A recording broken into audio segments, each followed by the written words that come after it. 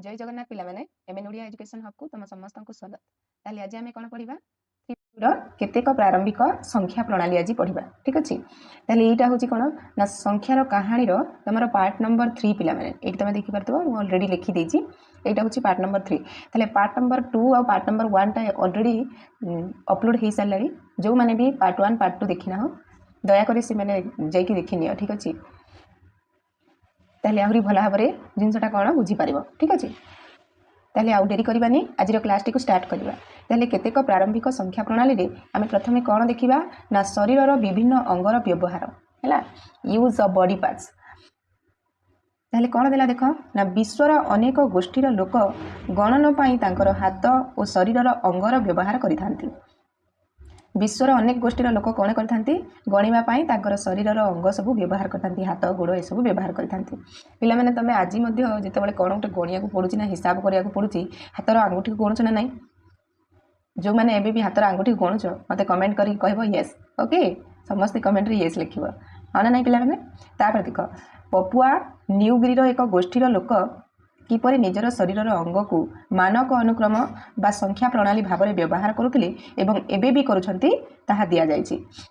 आमे नेक्स्ट रे एटा देखिबा कोन नेक्स्ट पेज रे तमरो अछि जे पपुआ न्यूगिरी एक गोष्ठीर लोक से माने किभଳି निजर शरीरर अंग को मानक अनुक्रम किबा तमरो जो संख्या प्रणाली भाव में व्यवहार करुथिले सेटा आमे देखिबा। ठीक अछि। एठी देखि पाथबो एठी गोटे लोक अछि जे तार अंग को केमति करछि देखो एठी वृद्धा अंगूठी को कोन 1 तापर एठी देखो 2 तापर एठी 3 सब तक अंगूठी को देखो कोन 5टा अंगूठी तापर एठी गंठी जो अछि आपु 6 बोली से गणिछि। तापर एठी मिडिल जगह रे 7 एठी कोहणी रे कोन 8 गणिछि। तापर एठी देखो 9 गणिछि पाहुरी शोल्डर रे 10 बेक रे 11 एमिति गणी गणी से चलिछि। सेमिति कान को 12 तापर एठी 13 गणिला। तापर आखी को एटा 13 गणिछि ला एठु लंबिछि देखो एठू आखी को सी 13 गणिछि। सेमिति नाक को कोन 14 गणिछि। एठी एई आखी को 15 गणिछि। तापर एठी एई कान को 16 तापर एपट कोन बेकटा को 17 गणिछि। एपट कांधटा को 18 हैला एपटे 19 गणिछि। एपट कोणी को 20 गणिछि। तापर एठी 21 सेमिति एपट जो हातटा अछि तार एई गंठी जगह रे कोन 22 गणिछि। एपटे तमर जो मूला गुठा अछि एपट हातर 23 गणिला। एठी 24 25 एमिति करिकि से तार विभिन्न माने शरीर तार विभिन्न अंग प्रत्यंग से गणिछि हना नाही पिला माने। तापर देखो हाड़ एवं अन्यान्य पृष्ठ रे टाली चिन्ह देखो हैला कोन लिखला ना संख्या उपस्थापन रो सबुठारु पुराना प्रणाली मध्यरु गोटिए हेउछि दाग देबा बा चिन्ह देबा किंबा गुंफार कांथ उपरे कटा चिन्ह तयारी करिबा। एही चिन्ह गुडी को टाली चिन्ह मध्य कहा जाय। ताले संख्या उपस्थापन रो आउटे सबुठारु पुराना प्रणाली थिला कोन जे दाग देबा और चिन्ह देबा हैला किंबा गुंफार कांथ उपरे कटा चिन्ह तयारी करिबा जाको कोन टाली चिन्ह मध्य कहा जाय।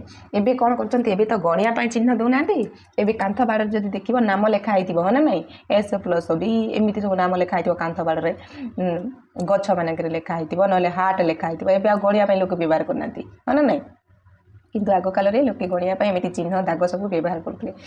तब माने से जिंस सब करबनी से जो जिंसटा मनीष को बर्बाद कर दिए बुझी पारछ ना सेति पय भलो बाटे चलो।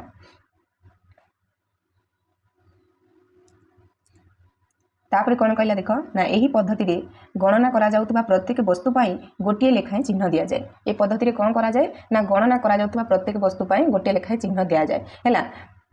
मने कर मो पाखे आलू 4-5टा अछि किंबा जदि तुम माने भाबुछ एटा अंडा बोली ताले अंडा बोली धरि नियो। ठीक अछि हो देखो 5टा अछि ताले जेतेबेले चिन्ह देखि गणिबी केमति करबी ना ए जो गोटे आलू देखुछ गोटे आलू पय मने कर एटा गोटे कांथ अछि हैला से गोटे आलू पय गोटे चिन्ह देबी पुनी आ गोटे आलू पय आ गोटे चिन्ह देबी आ गोटे आलू पय आ गोटे चिन्ह देबी एमिति करिकि से माने गणुथिले बुझि पारछ। तेनु चिन्ह गुडीकर मोट संख्या वस्तुर मोट परिमाण सूचाए। ताले मो पाखे जेतेटा आलू अछि सेतेटा मु चिन्ह एठी देबी ताहेले चिन्ह गुडीकर मोट संख्या वस्तुर मोट संख्या परिमाण सूचाइब ना नै पिला माने बुझि पारछ ना। तापर कोन कहले ना प्रथम पद्धति रे काठी व्यवहार करी गणना करिबा प्रक्रिया सहित या प्रायतः समान पार्थक्य केवल काठी परिवर्ते चिन्हर व्यवहार करा जाय। आमे जेतेबेले प्रथमे पढिथिले तमरो पार्ट 1 रे पढिथिले मु कोन कहथि ना काठी व्यवहार करके पढुथिले हां ना प्रथम पद्धति रे ताले से कहउछि कि काठी व्यवहार करिबा प्रक्रिया सहित ए जो तमरो चिन्हर प्रक्रियाटा ପ୍ରାୟତଃ ସମାନ ବୋଲି ସେ କହିଛି। କାହିଁକିନା ଦେଖ ଯେମିତି ମୁଁ ଏଠି ଗୋଟେ ଆଳୁ ପାଇଁ ଗୋଟେ ଗାର ଟାଣିଲି ଏଇଠି ତୁମର ଏଇ ଯେଉଁ କାନ୍ଥରେ ଧରିନିଅ ଗୋଟେ କାନ୍ଥ ଆଉ ଗୋଟେ ଆଳୁ ପାଇଁ ଯେମିତି କାନ୍ଥରେ ଗୋଟେ ଗାର ଟାଣିଲି ସେମିତି କାଠିରେ କ'ଣ କରାହୁଏ ନା ଗୋଟେ ଆଳୁ ପାଇଁ ଗୋଟେ କାଠି ଅଣାଯିବ ହେଲା। ସେମିତି ଆଉ ଗୋଟେ ଆଳୁ ପାଇଁ ଆଉ ଗୋଟେ କାଠି, ତାହେଲେ ସେଇଟା କାଠି ସହିତ ପ୍ରାୟତଃ ସମାନ ନା ନାହିଁ ବୁଝିପାରୁଛ ନା। ପାର୍ଥକ୍ୟଟା କ'ଣ କେବଳ କାଠି ପରିବର୍ତ୍ତେ ଚିହ୍ନଟା ବୁଝିଲା। ତାପରେ ଦେଖ କ'ଣ କହିଲା ପ୍ରତ୍ନତତ୍ତ୍ୱବିତ୍ ମାନେ 20,000 ବର୍ଷରୁ ଅଧିକ ପୁରୁଣା ହାଡ଼ର ଆବିଷ୍କାର କରିଛନ୍ତି। କେଉଁମାନେ ନା ପ୍ରତ୍ନତତ୍ତ୍ୱବିତ୍ ମାନେ 20,000 ବର୍ଷରୁ ଅଧିକ ପୁରୁଣା ହାଡ଼ର ଆବିଷ୍କାର କରିଛନ୍ତି ଯେଉଁଥିରେ ଏହିଭଳି ଗଣନା ଚିହ୍ନ ଥିବା ମନେ ହୁଏ। ସଂଖ୍ୟାକୁ ସୂଚାଉଥିବା ସବୁଠାରୁ ପୁରୁଣା ହାଡ଼ ହେଉଛି ଇସାଙ୍ଗୋ ହାଡ଼ ଓ ଲମ୍ବୋଡ଼ା ହାଡ଼ ହେଲା। ଆମର ସଂଖ୍ୟାକୁ ସୂଚାଉଥିବା ସବୁଠାରୁ ପୁରୁଣା ହାଡ଼ କ'ଣ ନା ଗୋଟେ ହେଉଛି କ'ଣ ଇସାଙ୍ଗୋ ହାଡ଼ ଆଉ ଗୋଟେ ହେଉଛି ଲେବୁମ୍ବା ହାଡ଼ ହେଲା। ଲେବୁମ୍ବା ହାଡ଼ ଏଠି ଲେଖା ହେଇଛି ଲେବୁମ୍ବା ହାଡ଼। এইটি যে তুমি দেখিপারুথ ইয়ে হচ্ছে সেই লেবম্বা হাড়, এইটি যে অছি এইটা হচ্ছে তোমার লেবম্বা হাড়, আর ইয়ে হচ্ছে এই যে চিত্র দেখুছ তুমি এইটি তলে লেখা আছে দেখ ইয়ে হচ্ছে ইসাঙ্গো হাড় বুঝিপারছ। এইটা ସବୁଠାରୁ ପୁରୁଣା ହାଡ଼ ହେଲା। ତାପରେ କ'ଣ ଲେଖିଲା ଦେଖ 20,000ରୁ 21,000 ବର୍ଷ ପୁରୁଣା ଇସାଙ୍ଗୋ ହାଡ଼ କଙ୍ଗୋ ଗଣତାନ୍ତ୍ରିକ ଗଣରାଜ୍ୟରେ ଆବିଷ୍କୃତ ହୋଇଥିଲା।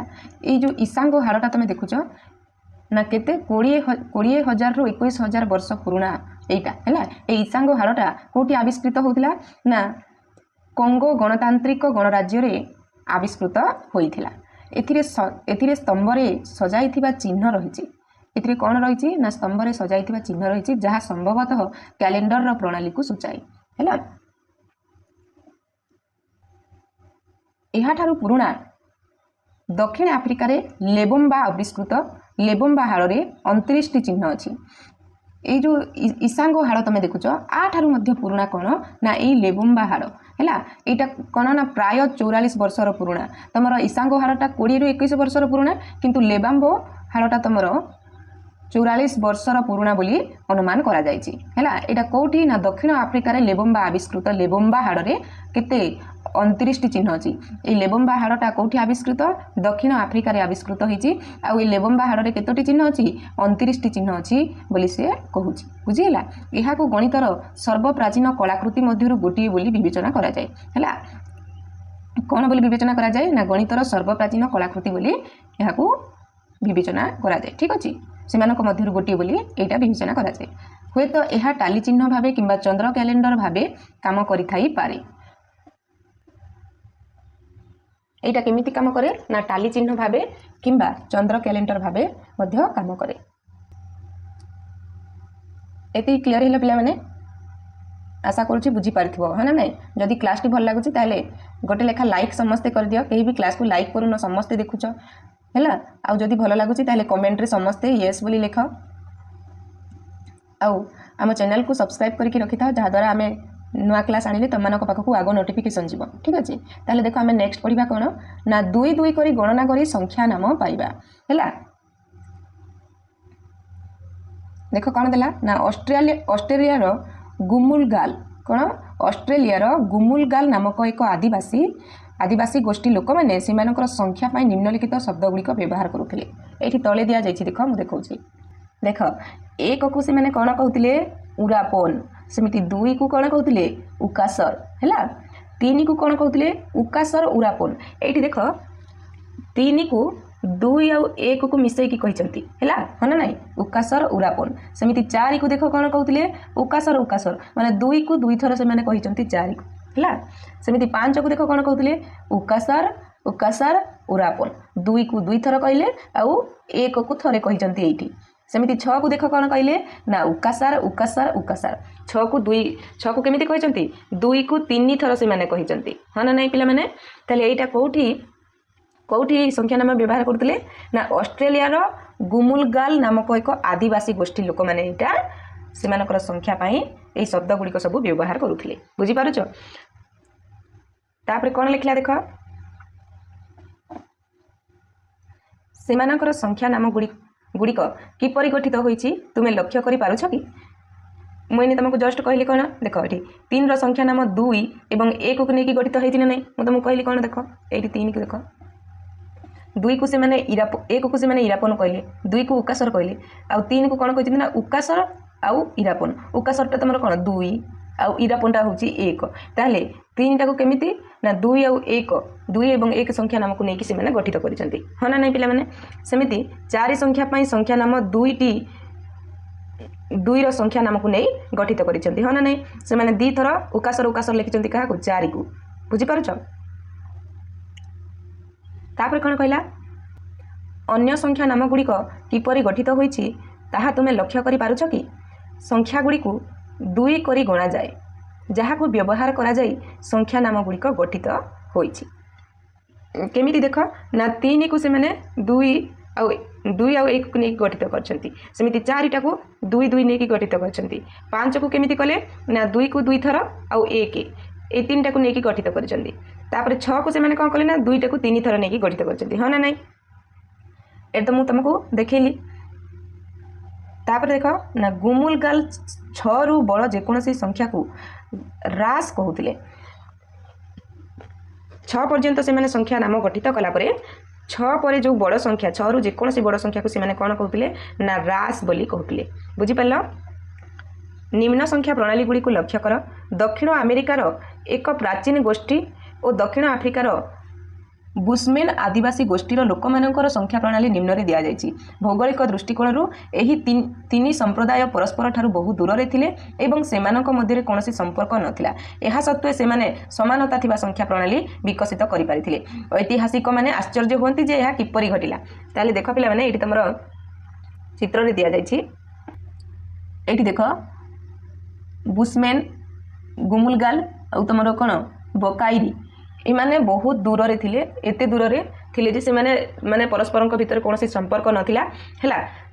तथापि से माने जो नामटा देथिले पाखापाखि समान नाम देथिले बोली कुहा होची। आ ऐतिहासिक माने ए सब जिंस देखिकी आश्चर्य होंती जे एहा किपरि घटिला। माने एते एते दूर रे थाई कि किछि संपर्क न थाई कि समान किपरि टिके टिके समान परिणाम किपरि देले बोली कि से माने आश्चर्य होंती हैला।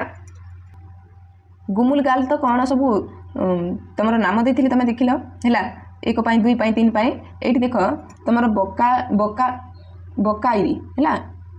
तुम बकाइरी माने देख एक को कौन कहते टोकाले, सेमिति दुई को कौन कहते आहागे, तीन को कौन कहते आहागे टोकाले। देख ए माने तीन को जमिति दुई आउ एक को नेकी दुई आउ एक नाम को नेकी गठित कले तीनटा को उकासर इरापन कले सेमिति एमाने भी मध्य सेया ही करिसंती। देख दुई रे कोन आहागे अछि एक पई टोकाले अछि से माने तीन को कोन करचंती दुई आ एक को नेकी गठित करिसंती आहागे टोकाले। बुझि पारछो। किंबा आउटे याकू कोन कहउचंती ना किंबा आहुआ हैला। किंबा आहुआ बोली मध्य कहउचंती। तापर देख चारि को सेमिति आहागे आहागे टोकाले करचंती। कोन करचंती आहागे आहागे टोकाले। पिला माने एठी एटा गोटे भूल देइची। आहागे आहागे माने दुईटा को दुई थर एक्चुअली हे सारे माने चारिटा हे सारे टोकाले आउ दबा कथा नुह। एटा एक्चुअली भूल अछि हैला। एठी तमरो दुईटा धारी भूल अछि। देख 5 पाई मध्य 3 थर आहागे लिखिचंती। एटा बही तमरो भूल अछि हैला। एटा हबा कथा कोन मु एठी लिखुची 4 पाई कोन हबो। देख 4 पाई हबो आहागे 4 पाई हबो आहागे आहागे हैला। आ तमरो 5 पाई कोन हबो पिला माने 5 पाई हबो आहागे आहागे तापरे एटा हला 2 एटा हला 2 ताले आ गुटे 1 टोकाले कोन टोकाले एमिति लिखिया कथा। एठी देखो 5 पाई कोन करछि ना से आहागे आहागे जो 3 थर लिखिछि एटा होछि 6 पाई हैला। आ एठी 3 पर डायरेक्ट कोन लिखि देला 5 पाई लिखि दिछि 4 टा को छाडी दिछि। बुझि पारछ ना। ताले 6 पाई सेमिति देखो ए माने 6 पाई 2 रो व्यवहार कोन ताको 2 रो नाम दिला उकासर तेनु करे से माने उकासर उकासर 3 थर लिखिचंती। ए माने कर 2 रो नाम होछि कोन आहागे तेनु करे 6 पाई माने 3 थर आहागे आगे लिखिचंती। ताले पाखापाखि समान लिखिचंती ना नाही पिला माने। बुझि पारछ। तापर देखो बुशमेन माने कोन नाम दिचंती। देखो बुशमेन माने एठी नाम दिले कोन एक को दिले क्वा सेमिति 2 को दिले टोआ 3 को कोन दिले को 4 को से माने कोन दिले टोआ टोआ हैला। 2 को 2 थर लिखिचंती को टोआ टोआ हैला। सेमिति 5 को कोन दिले ना टोआ टोआ टा 5 को कोन दिले टोआ टोआ टा दिले सेमिति 6 को कोन दिले टोआ टोआ टोआ हैला। 2 को एठी 3 थर लिखिले। बुझि पारछ ना।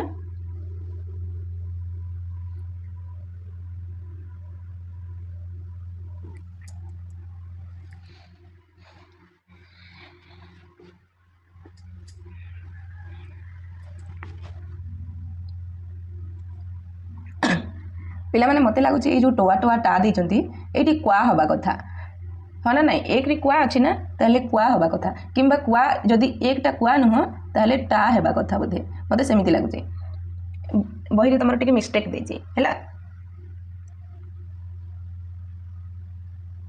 ସେଇଟା ବୋଧେ ଟା ହେବା କଥା ଯଦି ସେଇଟା ଟା ହେବ ତାହେଲେ କ'ଣ ଟୋଆ ଟୋଆ ଟା ଯଦି ହେଲେ ସେ 5 ହେବ ନା ନାଇଁ କାହିଁକିନା ଟୋଆଟା ହେଉଛି ତୁମର 2 ଟୋଆ ଟୋଆ ହେଲେ 2ଟା 2 ଆଉ ଟା ହେଲେ 1 ତାହେଲେ ଏଇଟା ବୋଧେ ଟା ହେବା କଥା ଠିକ୍ ଅଛି ହଉ ତାପରେ ଦେଖ ନେକ୍ସଟ ଦେଖିବା ତାପରେ କ'ଣ କହିଲା ଦେଖ ନା ଏହାର ଗୋଟିଏ ତତ୍ତ୍ୱ ହୋଇପାରେ ଯେ ସେହି 3ଟି ସମ୍ପ୍ରଦାୟର ସାଧାରଣ ପୂର୍ବପୁରୁଷ ହୋଇପାରନ୍ତି ସେଇ 3ଟି ଯେଉଁ ସମ୍ପ୍ରଦାୟ ଆମେ ଦେଖିଲେ ସେଇଟା ସାଧାରଣ ପୂର୍ବପୁରୁଷ ହୋଇପାରନ୍ତି ବୋଲି ସେ କହିଛି ଯେଉଁମାନେ ଏହି ସଂଖ୍ୟା ପ୍ରଣାଳୀ ବ୍ୟବହାର କରୁଥିଲେ ଓ ପରବର୍ତ୍ତୀ ସମୟରେ ସେମାନଙ୍କର ବଂଶଧରମାନେ ଏସବୁ ସ୍ଥାନକୁ ସ୍ଥାନାନ୍ତରିତ ହୋଇଥିଲେ ହେଲା ସେଇ ସାଧାରଣ ପୂର୍ବପୁରୁଷମାନେ ଯେଉଁମାନେ ଏ ସଂଖ୍ୟାକୁ ବ୍ୟବହାର କରୁଥିଲେ ତାପରେ ପରବର୍ତ୍ତୀ ସମୟରେ ସେମାନଙ୍କର ବଂଶଧରମାନେ ଏସବୁ ସ୍ଥାନକୁ ସ୍ଥାନାନ୍ତର ହୋଇଥିଲେ ବୋଲି ସେ କହୁଛି ହେଲା ଯଦିଓ ଗୁମୁଲଗାଲର ସଂଖ୍ୟା ପ୍ରଣାଳୀରେ କେବଳ 6 ପର୍ଯ୍ୟନ୍ତ ସଂଖ୍ୟା ପାଇଁ ସଂଖ୍ୟା ନାମ ଥିଲା କିନ୍ତୁ ସେହି ସଂଖ୍ୟା ପଦ୍ଧତିର ଉତ୍ପତ୍ତି ଅନ୍ୟ 2 ସମ୍ପ୍ରଦାୟ ବ୍ୟବହାର କରୁଥିବା ସଂଖ୍ୟା ପ୍ରଣାଳୀ ପରି ହୋଇଥିଲା ହଁ ନା ନାହିଁ ପିଲାମାନେ ଏବେ ଆମେ ଜଷ୍ଟ ଦେଖିଲେ ଯେ ଗୁମୁଲଗାଲ ମାନଙ୍କ ପରି ହୋଇଥିଲା ନା ନାହିଁ ସେମାନେ ମଧ୍ୟ 2 ପାଇଁ ଯେଉଁ ନାମ ବ୍ୟବହାର କରିଥିଲେ ତାକୁ 4 ପାଇଁ 2 ଥର ଲେଖୁଥିଲେ 2ର ନାମକୁ 2 ଥର ଲେଖୁଥିଲେ ସେମିତି କ'ଣ ଆଉ କ'ଣ କରୁଥିଲେ ନା 1 ଆଉ 2 ପାଇଁ ଯେଉଁ ନାମ ବ୍ୟବହାର କରୁଥିଲେ 3 ପାଇଁ ସେଇଟା 1 ଆଉ 2ର ନାମକୁ ଏକାଠି କରି ମିଶେଇକି ଲେଖୁଥିଲେ ଗୁମୁଲଗାଲ ମାନଙ୍କ ପରି ହଁ ନା ନାହିଁ ସେଟା ମୁଁ ତୁମକୁ ଦେଖିଲି ସେମିତି 6 ପାଇଁ ସେମାନେ କ'ଣ କରୁଥିଲେ ନା 2ର ନାମକୁ 3 ଥର ଲେଖୁଥିଲେ ହଁ ନା ନାହିଁ ତାପରେ କ'ଣ ଲେଖିଲା ଦେଖ ନା ସଂଖ୍ୟାକୁ ଉପସ୍ଥାପନ କରିବା ପାଇଁ ଟାଲି ପ୍ରଣାଳୀ ଅପେକ୍ଷା 2 କରି ଗଣନା କରିବା ଅଧିକ ଫଳପ୍ରଦ ଅଟେ କ'ଣ କହିଲା ନା ଟାଲି ପ୍ରଣାଳୀ ମାନେ ଯେଉଁ ଚିହ୍ନ ଆମେ ଦେଉଛୁ ଏଇ ଟାଲି ପ୍ରଣାଳୀ ଅପେକ୍ଷା 2 କରି ଗଣନା କରିବାଟା ଅଧିକ ଫଳପ୍ରଦ ବୋଲି କହୁଛି ହେଲା ବିଭିନ୍ନ ସଂଖ୍ୟା ପ୍ରଣାଳୀରୁ ନିଆଯାଇଥିବା ଧାରଣାକୁ ନିମ୍ନମତେ ସାଧାରଣୀକରଣ କରାଯାଇପାରେ ଏକ ନିର୍ଦ୍ଦିଷ୍ଟ ସଂଖ୍ୟାକୁ ସମୂହ ବା ଦଳ କରି ଗଣନା କରିବା ଯେପରି ଆମର କ'ଣ ଗୁମୁଲଗାଲ ପ୍ରଣାଳୀରେ 2କୁ ନିଆଯାଇଛି ଏବଂ ବଡ଼ ସଂଖ୍ୟାକୁ ପରିପ୍ରକାଶ କରିବା ପାଇଁ ଏହି ସମାହାର ସହିତ ଜଡ଼ିତ ଶବ୍ଦ କିମ୍ବା ସଂକେତ ବ୍ୟବହାର କରିବା ତାହେଲେ ଏଇଠି କ'ଣ କହିଲା ପିଲାମାନେ ଯେପରି ଆମର ଗୁମୁଲଗାଲ ପ୍ରଣାଳୀରେ 2କୁ ନିଆଯାଇଛି ହେଲା ଯେମିତି 6କୁ କ'ଣ ସେମାନେ 2ର ନାମକୁ 3 ଥର ବ୍ୟବହାର କରିଛନ୍ତି ସେହିପରି ନିର୍ଦ୍ଦିଷ୍ଟ ସଂଖ୍ୟା ସମୂହକୁ ଦଳ କରି ଆମେ ଗଣନା କରିବା ବୋଲି ସେମାନେ କହିଛନ୍ତି ହେଲା ଏବଂ ବଡ଼ ସଂଖ୍ୟାକୁ ପରିପ୍ରକାଶ କରିବା ପାଇଁ ଏହାର ସମାହାର ସହିତ ଜଡ଼ିତ ଶବ୍ଦ ବା ସଂକେତକୁ ବ୍ୟବହାର କରିବା ବୋଲି କୁହାଯାଇଛି ହଁ ନା ନାହିଁ ତାପରେ କ'ଣ କହିଲା ନା ବିଭିନ୍ନ ସଂଖ୍ୟା ପ୍ରଣାଳୀରେ ସାଧାରଣତଃ ବ୍ୟବହୃତ କିଛି ସମାହାର ହେଉଛି କ'ଣ 2, 5, 10 ଓ 20 ତୁମେ ରୋମାନ ପ୍ରଣାଳୀରେ କେତେ 5ରେ ଗଣନା କରିବାର ଧାରଣା ପାଇପାରିବ କେଉଁଠି ରୋମାନ ପ୍ରଣାଳୀରେ ଆଗକୁ ଯେଉଁ ଅଛି ତୁମର ରୋମାନ ଏଇଠି ଦେଖ 2ରେ ଯେମିତି ଗଣନା କରିବାର ଧାରଣା ଆମେ ପାଇଲେ ସେମିତି ରୋମାନ ପ୍ରଣାଳୀରେ 5ରେ ଗଣନା କରିବାର ଧାରଣା ପାଇବା କେମିତି ସେମାନେ 5 ନେଇକି ଗଣନା କରିବେ ସେଇ ଧାରଣାଟା ଆମେ ପାଇବା ଠିକ୍ ଅଛି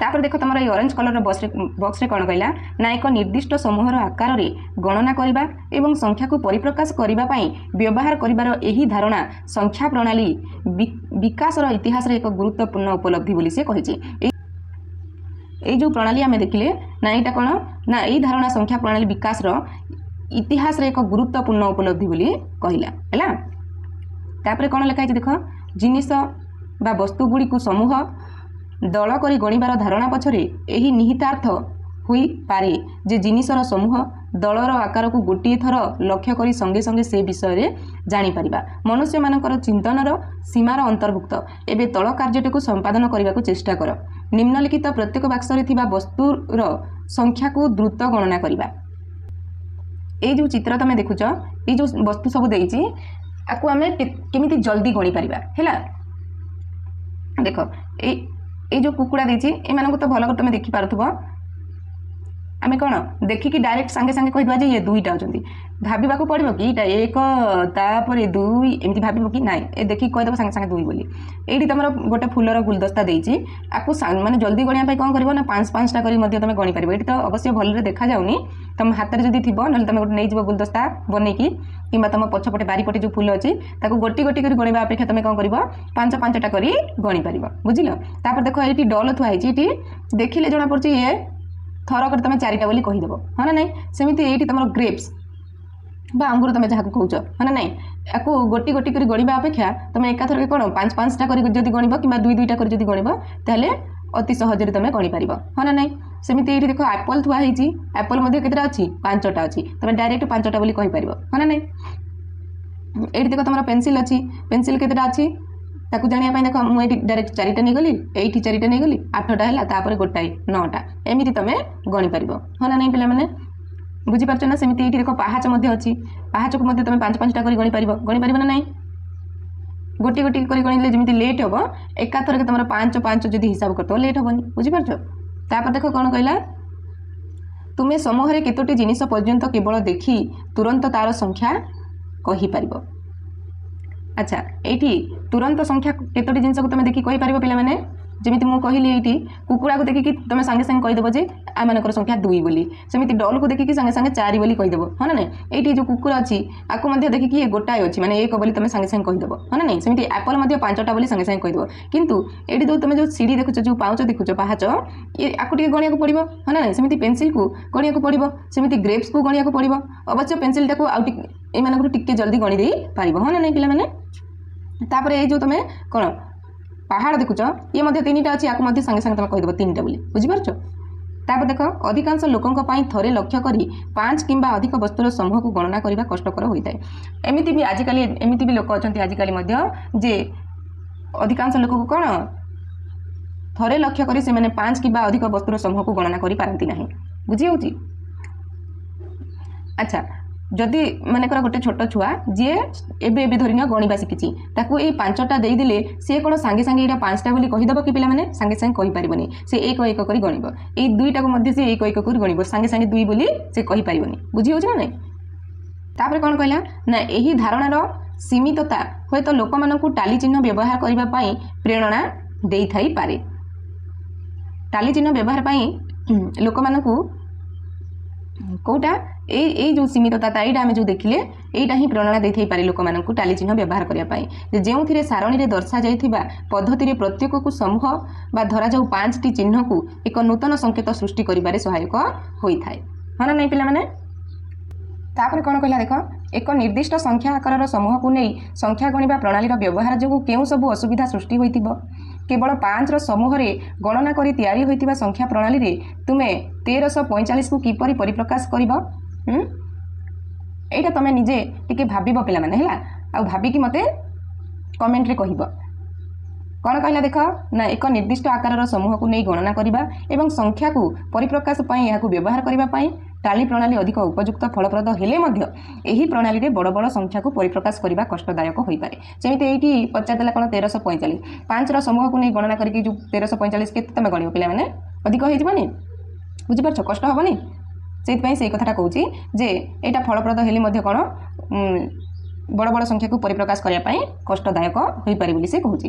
ତାହେଲେ ପରବର୍ତ୍ତୀ ପ୍ରଣାଳୀରେ ଏହି ଧାରଣାରେ ଅଧିକ ଉନ୍ନତିକୁ ଦର୍ଶାଇଥାଏ। ପରବର୍ତ୍ତୀ ପ୍ରଣାଳୀ ତୁମର ଏଇ ଯେଉଁ ରୋମାନ ସଂଖ୍ୟା ପ୍ରଣାଳୀ ଅଛି, ଆମେ ଏଇ ପ୍ରଣାଳୀରେ ଆମେ এই ଜିନିଷଟାକୁ ଆମେ ଦେଖିବା, ତାର ଉନ୍ନତି ଯେଉଁ ଦର୍ଶାଯାଇଛି ଆମେ ତାକୁ ଦେଖିବା। ଠିକ୍ ଅଛି, ତାହେଲେ ଆଜିର କ୍ଲାସ୍ଟାକୁ ଆମେ ଏଇଠି ରଖିବା।